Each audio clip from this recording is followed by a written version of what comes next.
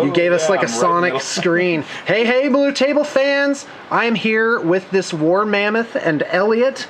Again, this is one of Elliot's 2 war mammoths.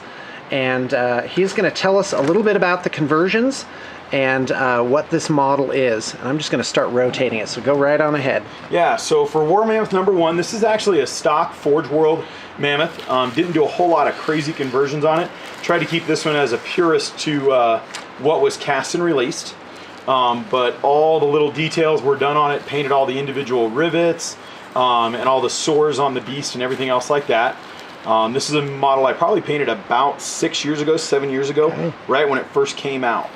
So I like this war mammoth a lot. Just the composition's really nice, and the detailing and the sculpting, like the chain that runs along the fur right in here, really nice. And it's nice when somebody gets into it, and the casting is just absolutely beautiful. So is that a cast part of it, or did you add this chain? No, those are you talking all about the chain actually in the fur? Yeah, chain that's warped into the fur. Yeah. And when you get into it and you realize how well it was done, for a monster this size, normally they don't get into that kind of detail, so it's really cool.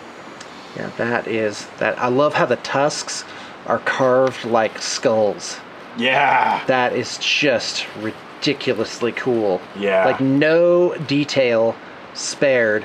Now you must have done some conversion work here up in the howdah, right? Not in that one. The next one you're going to see has quite a bit. But is this guy stock? Is that the guy that comes with it? That is there the guy that comes with it. Yeah, throne? he's the armchair general, like we all are. Sitting back and telling everybody else, go that way. Do this. You're doing it wrong. That's awesome. All right, great. I'm just going to do a little bit more close-ups here. Okay. Oh, look at the tip of his trunk. Has like this lamprey-like thing on it. That is incredible. That is awesome.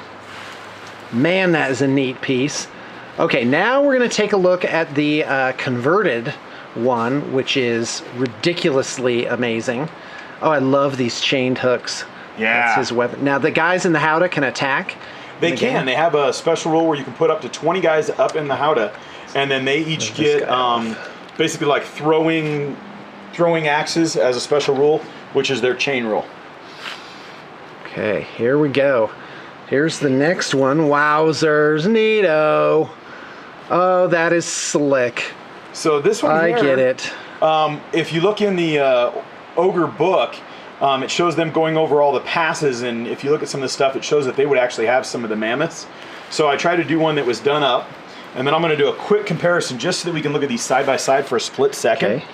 And you'll notice that the tusks now that were down here coming out of the side, those actually got puttied over and then put the tusks up on top and took all of these off, cut it, redid it, so that he's actually driving it with the chains laced through here to pull the head or move it and turn it as he would. Right. So that's a good comparison.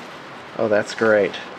That is really great. And this one has like ogres and noblars on it. Tons and tons. And we're going to take a closer look. I'm just giving it the overall. And then all the shields that go around, where the other ones were all chaos shields, these ones are all ogre gut plates.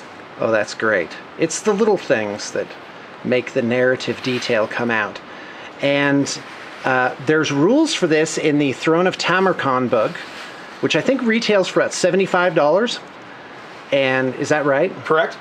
And that book is well worth the money. Oh yeah, it's an amazing. It's it's just done so well.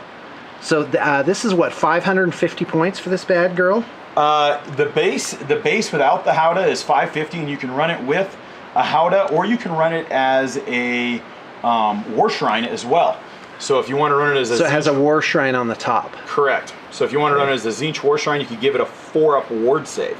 Wow, that's awesome. That's good against cannonballs, right? Oh heck yeah. What do you run it with? What's your thing? I actually run it with the howdah on it, and normally try and run it with 20 warriors so that you don't have anybody purple sunning and making you take an initiative test, because unfortunately the war mammoth is initiative 1, so he can be wiped out pretty quickly by a big spell. Isn't that what happened in your game last night? It was. Sadly, he got purple sunned. Now, did you have to roll a 1 to make it? It was roll anything but a 1, and I think the mammoth rolled like a 5, which just picked the model up. Didn't matter that it's got 10 wounds. So you can see here where there's a barefoot ogre butcher sacrificing Gnoblars, and everybody knows you've got sacrifice Gnoblars that you can kill off. So he's actually killing them off into a blood. I'm trying to get this Gnoblar right here, this little Kermit. Yeah. He's not coming into focus. I can't do it. Now, what's this giant rope that he has? He actually, one of his buddies fell off. And unfortunately, this rope. It's man overboard there. Yeah, and he's trying to pull him back up, much to that guy's. And not successfully. No. I might add. No, it's not going well for that guy that he's trying to pull back up. That is really... Once you fall off the wand, right? Oh, now look at that. It's like the Gnoblar's being hoisted into this giant cauldron. Oh, that is neat. Oh, poor little guy. Why is life so cruel for a little Gnoblar? Why can't people just be nice? Oh, I love this little sign on the base here. That is great. What does it say? It says east. Yep, Nome. east up over the Nome Pass. Oh, that's awesome. That's perfect for this game. Did you do that for this scenario? We did use that for this scenario, and that's why it was done up that way. Because originally it was going to be ogres that were attacking the Empire, but we changed that it was all chaos attacking the Empire. But he did play in the game, and the giant cannon that you built up for us took him out in grand glory. Okay, fantastic. Thank you.